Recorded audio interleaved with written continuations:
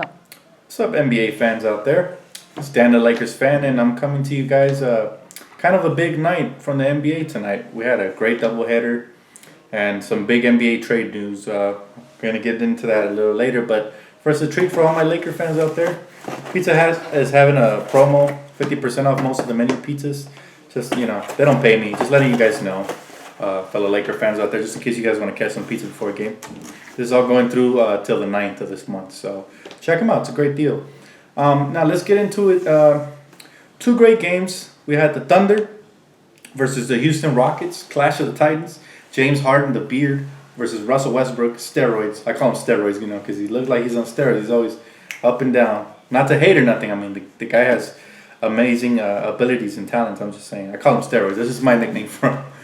And they went at it, and that game went down to the wire. We'll get into that one in a little bit. And then there was Lakers versus Portland. And the Portland Trailblazers, they've been owning us for like the last 6-7 games. I don't know what's wrong with that, but especially in Portland, Oregon, they destroy us there. But this was a good game, and we fought hard, so I'm actually not that mad tonight. But we'll get into that one a little bit later. But first, let's get into the trade that occurred before these two games started. Now, this is kind of a balance shifting trade because the Golden State Warriors played the Cleveland Cavaliers earlier this season, and they barely lost the game. The Warriors, and the Cavaliers just reloaded, and they added another shooter. They added Kyle Corver to their team.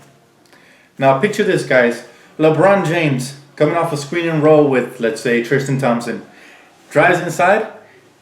Right side he has Kyle Corver, left side he has Kyrie. And in the middle or behind the key, he has Channing Frye. That is going to be a lethal lineup. It's going to be hard for the Warriors to stop. The Warriors have enough shooters themselves, but they lost the game already versus the Cavs, and the Cavs are gearing up for the finals. As much as I hate the Cavaliers and LeBron James, I got to give props to their franchise. They're always making moves to put them in position to win, which is something I wish my Lakers did, but that's besides the point. So this trade, they trade, what was it, Mike Dunleavy Jr. and a first-round pick for Kyle Corver. To me, that's a steal because their first-round pick's not worth much. They're like the best seed in the NBA right now, or the second best, I'm not sure. And their pick's gonna be like 28th, 29th, or 30th. So that's a steal.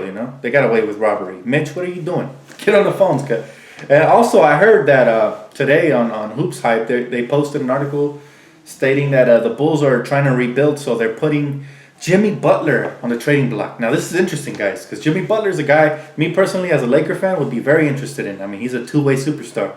Defense and offense. He can do everything for us. It's exactly what we need because we lack defense, especially in the wing. We're not very good inside or outside, but to add one of the best defensive players would be huge. And we have the pieces to give up, surely. Now, what will we give up for him? I don't know what the Bulls would demand, but we surely... It's worth the phone call by Mitch, so hopefully Mitch Kupchak gets on the phone and makes something happen. Because I heard an interview earlier today where he was saying that none of the players on the Lakers are untouchable. Only Kobe was untouchable when he was on the Lakers, but he's basically leaving the door open. But based off of what he said, he wasn't very optimistic. He said that he doesn't believe we'll be making a trade, but you never know, right? And sometimes with the Lakers, the trades that happen, you never hear about them. We never heard about Pau Gasol. We never heard any rumors about Trevor. So who knows? Maybe Jimmy Butler's an option. But now let's get into the games, guys. The first game of the night. James Harden, Russell Westbrook. Great game. Now, I was telling my girlfriend earlier that James Harden's team, the Houston Rockets, run by Mike D'Antoni. They have the perfect personnel to go far, at least to the Western Conference Finals, because that team reminds me a lot of the Phoenix Suns. Back in like 04, 05, 06, when they had Steve Nash, Leandro Barbosa, Raja Bell, Sean Marion, Omar Stoudemire. Great team. Used to kill my Lakers, by the way. Hated that team, but they were great. This Houston Rocket team is built the same way. They have James Harden running the point guard off of pick and rolls.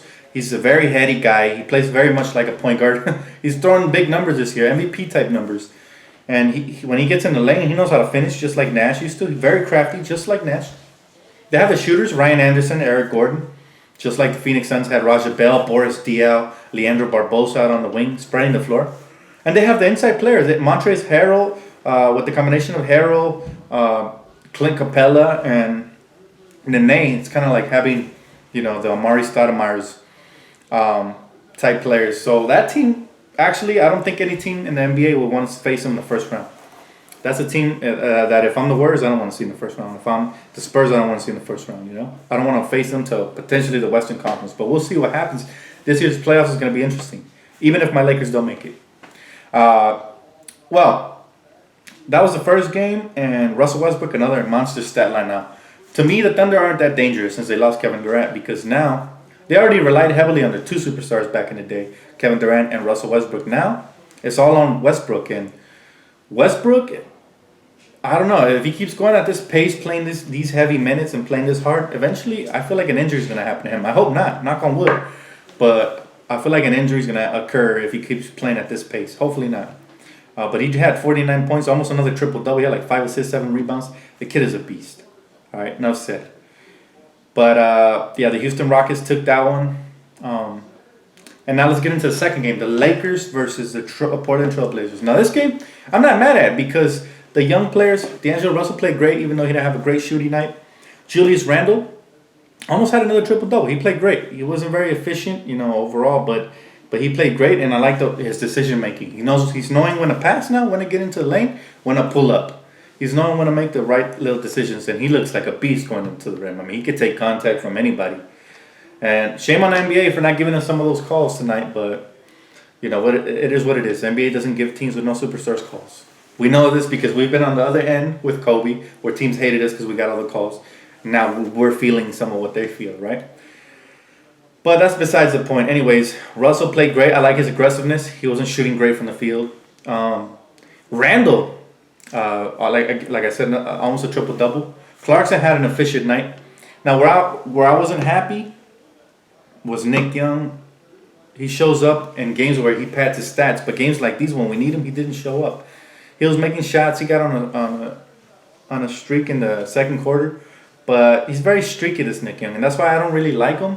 That besides the fact that he doesn't play defense, and I feel like we need to strengthen up our backcourt either by starting Clarkson or Ingram, along with Dang. My ideal starting lineup would be D'Angelo Russell, Jordan Clarkson, and Ingram to go with Randall and Mozgov or Thomas Robinson. I know I might catch flack for saying Thomas Robinson, but the kid plays with a lot of heart. I love that kid. By the way, TNT tonight. Thomas Robinson and Tarek Black, they played great. TNT was beasting on TNT, guys.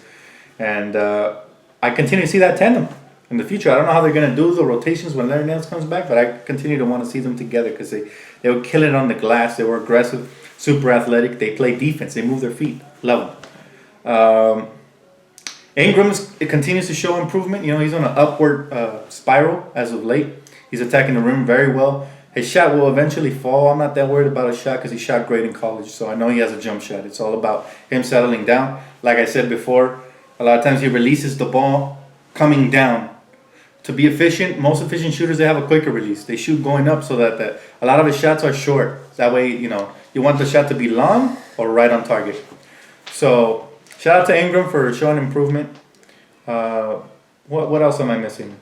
Yeah, I felt like we could have won this game. But again, we went to Nick Young iso ball, Nick Young 3-ball when we were doing great, going to our bread and butter and D'Angelo in the post and pick around with Russell and Randall. That's very effective. Luke, you need to draw up more plays for Russell and Randall and pick and rolls, because then the defenses will have to pick the poison. Either if they hedge on the screen, then you can drive it all the way to the rim if you're Russell. If not, you can give the little bounce pass to Randall and let him make a decision. He's a great passer out of the post. He from the post, if you do the bounce pass and a pick and roll, he can then choose to kick it out for a wide open three, or roll, or take the little jump shot. Depends how they're defending him. So that's a pick your poison kind of a tandem right there, and I look forward to years of that coming. But anyways, guys, drop a like and a comment. I know this video already went on a little bit long, but drop a like and a comment, subscribe. Definitely be talking more about the Lakers and other NBA teams as well as the playoffs approach. I'll be getting into other NBA teams. I'm definitely a Laker diehard, but I'm also a fan of the NBA as a whole. Anyways, guys, go ahead and drop a comment. Tell me what you guys thought of tonight's games and that trade that went down with Kyle Corver and any potential trades you see the Lakers doing. I appreciate the love, guys, and I'll catch you guys on the next one.